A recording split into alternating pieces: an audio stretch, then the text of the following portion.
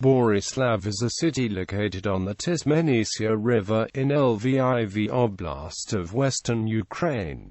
Boryslav is designated as a city of oblast significance. It is a major center of petroleum industry. Population 34,392. History. The area of the modern town of Boryslav has been inhabited at least since the Bronze Age. There are remnants of a pagan shrine from the first millennium BC located in the area, where approximately 270 petroglyphs are found, mostly depicting solar signs, symbols of a pre-Christian solar deity. Between the 9th and 13th centuries, the site of the modern town housed a fortress named Tustan, which was part of a belt of similar strongholds defending the Kievan Rus from the west and south. After the dissolution of Kievan Rus, the town became a part of the Halych-Volhynian Principality. With the collapse of the latter, in the 14th century, Boryslav became a part of the crown of the Kingdom of Poland. It was first mentioned in a document from the 19th of March 1387, listing all personal belongings of Queen Regnant Jadwiga of Poland. Since the time, Boryslaw, as it was then called, was a small town related to the nearby metropolis of Lwow and mostly shared its fate. In 1772, during the partitions of Poland, it was annexed by Austria and became a part of the Austrian Kingdom of Galicia and Lodomeria. One of the great technological developments of the 19th century was the discovery by pharmacist Johann Zdh of technology that led to the establishment of a new industry based on petroleum. Scientists worked out a method of distilling Boryslaw crude oil, and on the 30th of March 1853 made the first kerosene lamp. As early as the 31st of July 1853, the new lamp was used to illuminate the public hospital in Lviv. The discoveries marked the beginnings of the rapid search for petroleum in the Carpathians, especially in the eastern sector of the mountain chain, where rich oil deposits were discovered.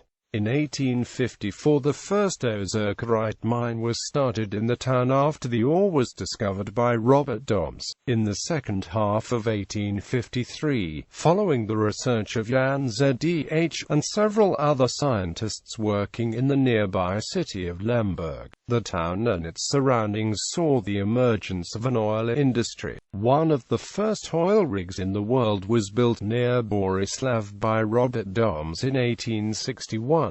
The oil and mining industries developed quickly. In 1909, more than 1,920,000 tons of oil were produced in the region, roughly 5% of the world's oil production at the time. The number of oil rigs also rose from 4,000 in 1870 to over 12,000 3 years later. The oil boom drew many industry moguls from all over Austria-Hungary, and many fortunes were earned and lost there. A period of prosperity saw the city's population grew as almost 10,000 new workers arrived to the area. In 1886, an oil mining school was opened in Boryslaw, one of the first such facilities in Europe. Also, the ozerkerite, a natural mineral wax mined in Boryslaw, was used for insulation of the first transatlantic telegraphic cable line. On the 31st of December 1872, a railway line linking Boryslaw with the nearby city of Drohobych was opened. After the Great War and the Polish-Ukrainian War of 1918–1919, the area became part of the newly reborn Poland. In 1920, the mining school was significantly expanded and was renamed to Carpathian Geological Station, a de facto oil mining university. As the capital of the Zagłębie Boryslavskie, the town of Boryslaw was the center of then Polish oil and ozerkerite extraction industries and one of the most important industrial zones of Poland. Because of that, on July 26, 1933, the town was granted a city charter, together with the nearby settlement of Tysmenytsia. Boryslav produced in 1925 about 80% of Polish oil. Boryslav was then commonly called the Polish Baku. After the 1939 Soviet invasion of Poland, the town was annexed by the Soviet Union under the terms of the Molotov-Ribbentrop Pact. It was allocated to the Ukrainian SSR and renamed Boryslav. In 1941 the city fell under German control upon the advances of the German army to the east at the start of Soviet-German hostilities. On the day following the Germans' arrival, local Ukrainians and Poles, led by German soldiers, murdered approximately 300 Jews. The first anti-Jewish actions began at the end of November 1941, when around 1,500 Jews, the majority of whom were deemed weak and unable to work, were shot by the German security police in the forest near the town of Truskowitz. During the winter of 1941–1942, many Jews died of hunger and disease. From the end of July till the beginning of November 1942, about 8.500 Jews from Boryslav neighboring villages, like Pidbuz and Skidnitsia, were sent to the Janovska concentration camp Belzec. Meanwhile, two separate ghettos were created in Boryslav. During the second action in February 1943, 600 Jews were shot by members of the Ukrainian Auxiliary Police, German police, and the Shupo. The isolated executions of Jews took place all the time from May till June 1943 until the total liquidation of the Boryslav ghetto at the end of June 1943.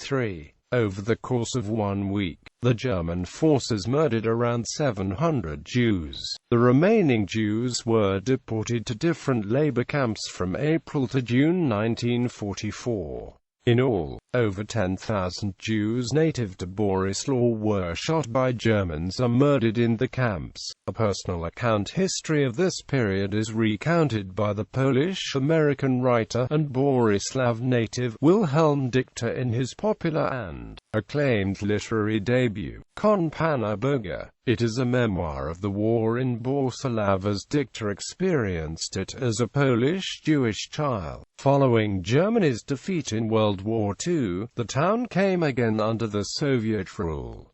Since 1991 the town has been part of an independent Ukraine. Although the oil and gas deposits have almost depleted, the oil industry remains the main branch of local industry. Landmarks and visitor attractions: Two-Stone Fortress, a historic cultural preserve. Skulbeskids, a national park. People from Boryslav. Johann Zdh, pharmacist. Discovery of technology that led to the establishment of a new industry based on petroleum. Scientists worked out a method of distilling Boryslav crude oil, and on the 30th of March 1853 constructed the first kerosene lamp. Mikhailo Dragan, Ukrainian art historian, born in Tysmenytsia. Zbigniew Barluk, Polish scientist and politician, deputy to the Sejm 1989–1991. Wilhelm Dichter, engineer, Holocaust survivor and writer. Władysław Arabecki, a Polish animator and cartoon director, creator of Bolek and Lolek. Michael Sobel, British businessman and philanthropist. Piotr Wark, Polish scientist, academic professor, politician and senator. Shevak Weiss, Israeli politician. Vira Vovk, Ukrainian poet. Zdzislaw Zygalski, Polish art historian and professor of the Academy of Fine Arts in Kraków. Gallery